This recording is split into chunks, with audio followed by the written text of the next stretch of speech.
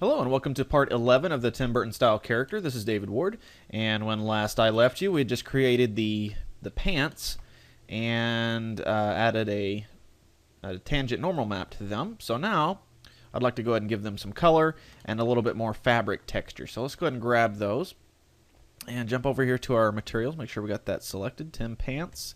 Okay, and let's go ahead and add one more texture on here. So just click in there, say new. You know what? Let me go ahead and turn my display screencast keys on. So, excuse me.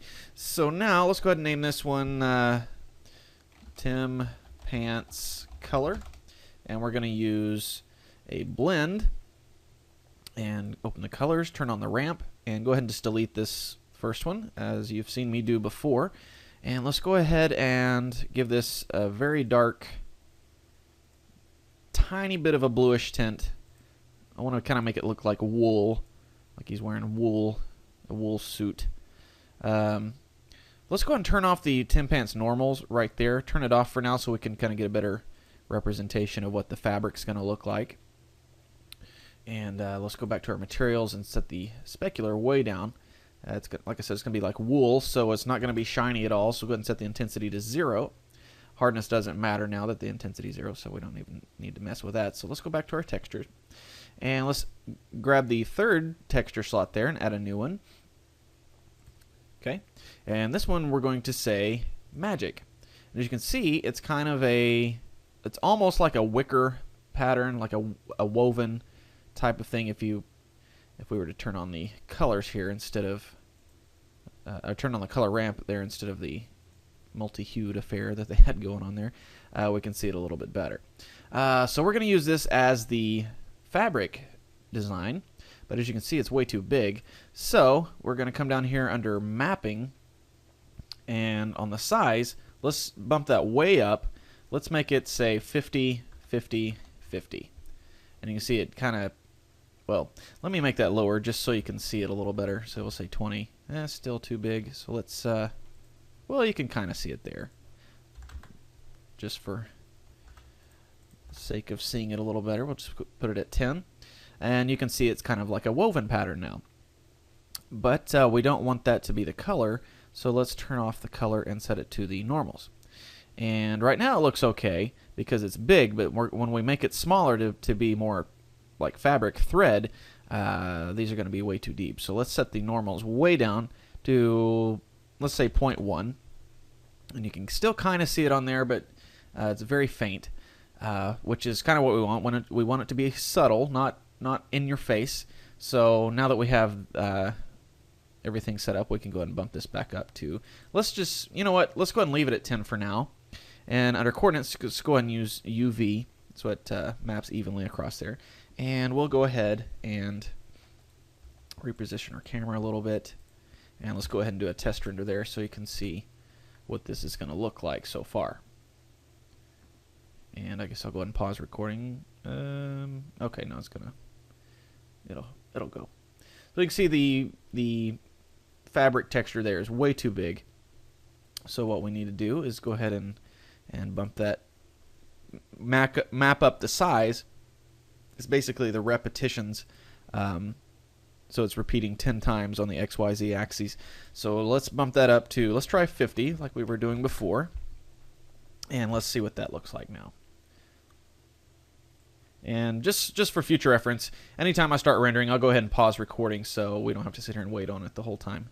So it's starting to look better, but again, it's still too big. So let's go to escape out there, and let's choose. Let's make it say 80. Okay, and I'll go ahead and render that. Pause. Okay, and it's getting there, but it's still way too big. So a lot of trial and error. Let's go ahead and make it an even 100. And see how that works. So, and again, it's still a little bit too big, just slightly. So we'll bump it up big time, 150 by 150. Oops. There we go, 150. There we go. So now it should look fine. So, okay, I think that is acceptable. It kind of has that fabric wool look about it. As I said before, it's a little too deep So let me decrease the geometry, the normals here, to about, let's try 0.05. And that'll probably be good enough to call it good on the texture there. So go ahead and pause recording again. And there we go. Like I said, it's not perfect, but I think that'll work. You can keep playing with it if you like, and on your scene if you're following along, and play with it as long as you like. But I think we're going to call that good. So let's go ahead and move on. The next thing I want to do is give him a shirt. So we'll do the same thing that we did on the pants. So just grab the mesh, Tim's body mesh there, and Shift D to duplicate it. Okay, and then we'll come over here and turn off.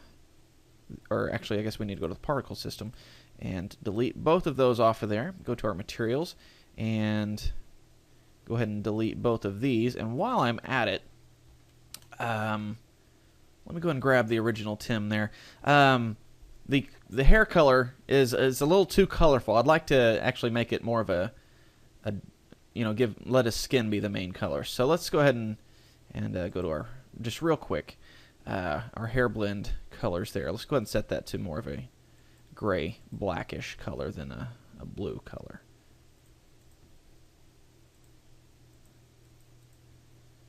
So there we go. I think that'll look better once we render. So, okay. Now let's go ahead and click in here again.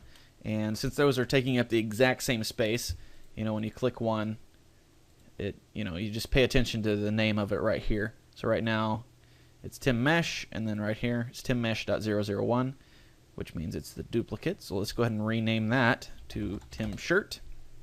And we'll go ahead and tab in, and we don't need the head anymore, so let's just go ahead and select that whole group there, and that layer there. And let's go ahead and just delete those. And now that we have already made the pants, we don't need those anymore, so actually, tell you what, we're going to be making shoes also. So let's do this. Let's select the feet there, and let's hit P to separate them, and we'll go ahead and separate them by selection. So now if we were to come out of edit mode, you can see now that we've separated those feet, and it renamed it to that. So let's go ahead and name that one Tim Shoes. Okay, and now back to the shirt. We'll go ahead and delete the rest of the legs down up to the waist. About right there. Okay, go ahead and delete those. And then, actually, you know what we can do for the time being? Let's go ahead and delete the whole half over here. And then we can give him a mirror modifier. Go and delete those. Okay. And go to our modifiers. Go ahead and add a mirror right there. And bump that up to the top slot. Okay. Now, we'll come in here and get rid of the hands. There we go. Good. Go ahead and delete that. And now we have essentially just the chest and arms. Now, we compensated for a possible breast in here when we made his body, but since we're on a shirt now, we don't really need this anymore. So let's go ahead and select these guys here and just delete those. And then we'll grab these two vertices and hit F, and it creates essentially a face there, but since there's only two vertices selected, it only creates an edge. But we need to go ahead and W subdivide that so we can create faces across 4 vertices there, like so. And that one. Okay, so now let's drag this guy a little bit forward so it goes ahead and comes through the body there. Let's go ahead and turn on proportional editing. There we go. Increase that up. Oops.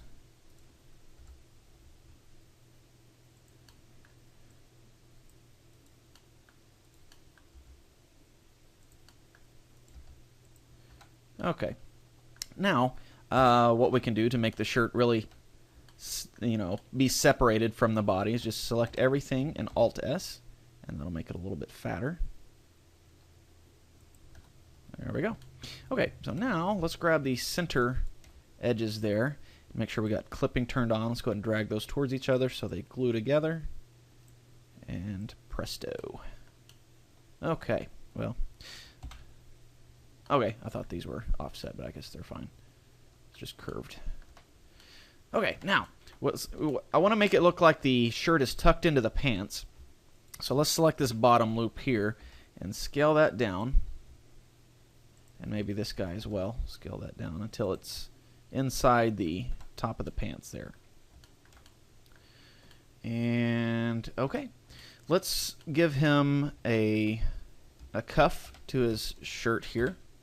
Let's just grab the wrist part there and just move it down a little bit further. And let's add a loop right about right there, I guess. And we'll add one more right there.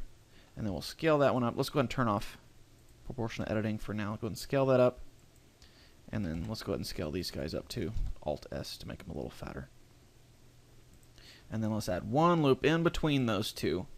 And then scale it down. So we got a nice separation there. Okay. And then we'll do like we did on the pants, on the waist and the, I guess, the cuff of the pants down at the bottom. Just select the final edge there and go and extrude. Scale it down a little bit.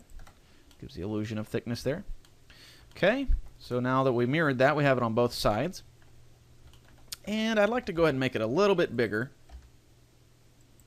There we go. Kind of fit in with the fact that we're trying to emulate sort of a miniature character, claymation. It's not going to be a full-sized person.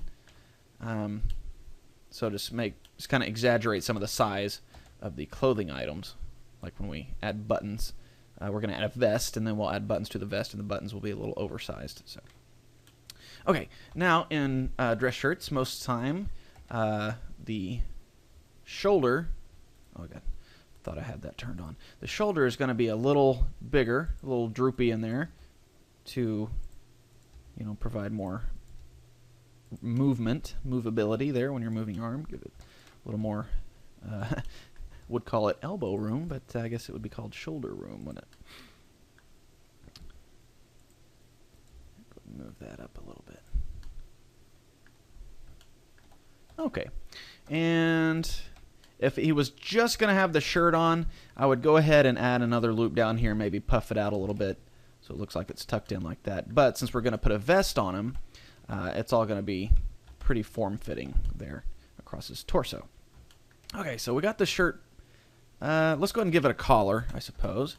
So we'll go ahead and select this loop here, but deselect that vertex, and let's drag it up a little bit till we got like a V shape coming down right there. And let's go and extrude out and up and scale it a little bit. Go to our side view. Maybe a little bit more. Extrude one more time. Scale it a little bigger. And on the x-axis, and then drag it over. And then we'll extrude down. And like I said, with the cuffs, we're going to exaggerate the size of this a little bit. Give the illusion that, you know, he's essentially a doll wearing doll clothes. Scale that up, pretty good size. We'll go ahead and add another loop in there to be able to give it some more definition. Maybe one more loop up here to sharpen that fold. Maybe bring that one in a little bit. Okay, and now let's kind of do the same thing that like we did on the cuff and then in the pants. Let's go ahead and select that loop there and extrude it one more time and just scale it down just a little bit. Drag it down just to give that edge there. Oops, I guess we need to turn off proportional editing because it's grabbing everything close to it too. So about like so. Good. And let's go ahead and do the same thing. Actually, let's undo all that and select this edge. Oops, this edge as well. Well, since it's kind of turning inside out, it's going to be a little difficult there. So let me think about this. Let's deselect these guys, and then we'll extrude and scale it down. Drag it down a little bit.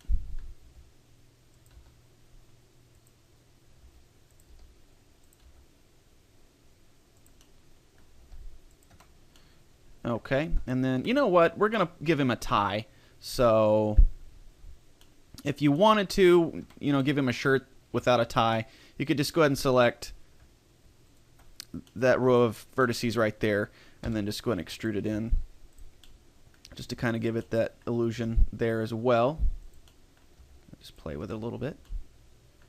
There you go. But like I said, I'm going to give him a tie, so I'm just going to go ahead and come in here and undo all that. Okay. So the shirt's almost done. Let's modify it just a little bit in the shape. Turn proportional editing back on.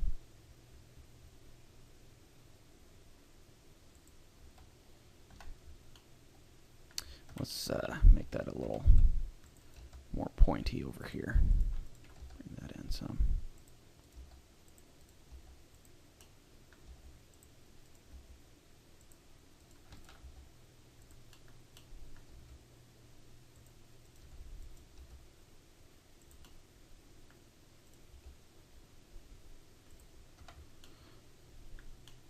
Okay, let me straighten this up just a little bit, and we'll call the shirt done for the most part. There we go. Let me go ahead and save this. I think. Say the shirt's done. I guess we still need to add a texture to it. So let's go ahead and, since it's different from the body, let's give it some different UV coordinates. So let's jump in here and tell you what. Let's just go ahead and select everything, Control E, and clear out all those seams, and we'll just add some new ones. And let's add these accordingly to the way a real shirt would be seamed together. Let's go ahead and put a loop there. Go ahead and Control E, mark the seam. And you know what? While I'm in here, I'm going to add a crease in here like we did on the cuff. So I just add a loop right really close to the upper loop there, and then add another one right there, and then just turn off proportional editing and scale that down, just so we have a nice separation right there. Okay. And then let's add a loop right there. And that'll come all the way down to the collar. Good. Mark the seam. And then let's add one around the base of the collar. So right there. Good. Go ahead and mark that. And then why not? Let's add one around the top too. There we go.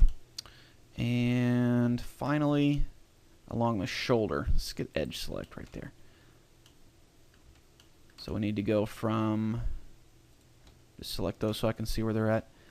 So come from here to there, and I think we need one more right there. Yeah. Okay, so Control E, mark that. Okay, and I think that's good to go. Make sure this seam's going all the way down. Yeah. Okay, so now let's select tab out and go and apply our mirror modifier, and with tab back in you can see it applied to both sides. So now we'll select everything here, come back over here to our UV image editor, and go ahead and clear out that image. And normally if I was going to go ahead and paint this up, I would go ahead and create a new image, but this is going to do kind of like on the pants, except for the wrinkles. It's just going to be a procedural texture with the fabric weave look to it. So, but we still need the UV coordinates mapped out nicely because the weave texture is going to use them. So let's go ahead and come over here and hit U and unwrap, and then we'll go UVs, average island scales, UVs, pack islands. So there we go. We got the back of the. Actually, tell you what. I guess it doesn't really matter unless you're going to add buttons to the shirt.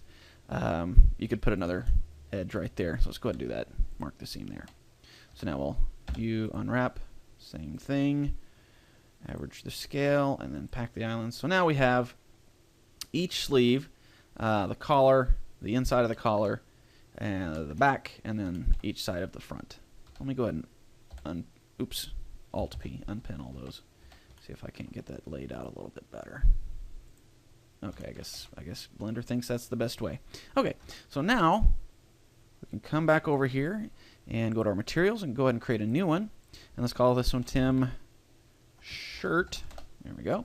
And it's going to be not quite white. We're going to give it a tiny, tiny bit of a yellowish tint, so it's more like a linen color. So about really pale tan. And of course, we need to set the specular all the way to 0. And then we'll come into our texture settings, and tell you what we'll do, save a little bit of time. Let's go ahead and grab our pants, and then we'll come over here, and since we have everything set up the way we want on the texture here, let's go ahead and name that fabric texture. We're going to go copy texture slot settings right there, and then let's grab our shirt, and now we're going to go paste texture slot settings, and essentially creates an exact duplicate of the fabric texture on the pants and applies it to the shirt as well. But that's the only thing it applies to the shirt is just that weave pattern. So the shirt will still have the linen color. So now let's go ahead and zoom out a bit so we can get both clothing items in here. And you know, since we changed the color of the hair too, let's go ahead and get the head in there, just so we can see that with the black hair instead of the blue hair. Maybe zoom in just a bit. Let's go ahead and turn that back on so when it renders, there we go. And I'll go ahead and save, and I'll go ahead and render, and then I'll, oops, rendering it over here. So let me go ahead and pause the recording. So, well, I guess it's going quick enough. So you can see kind of a fabric texture there on the shirt as well. Oh, I guess I set the visibility of the scalp on, but not the render. So let me go ahead and try that again. Pause recording. Okay, so now you can see the fabric on the shirt, the fabric texture on the shirt and the color. I like that. And I think the hair looks quite a bit better with the black color to it rather than that bright blue. Not quite the punk rocker look that he might have had before.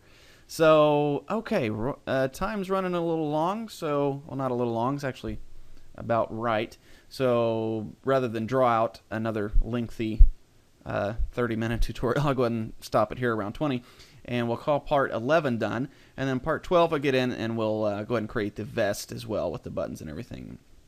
And then maybe start masking off some of his body so it doesn't come through the clothing when we apply the rig and start moving him around. So, like I said, that's going to be all for part 11. And I'll catch you in part 12.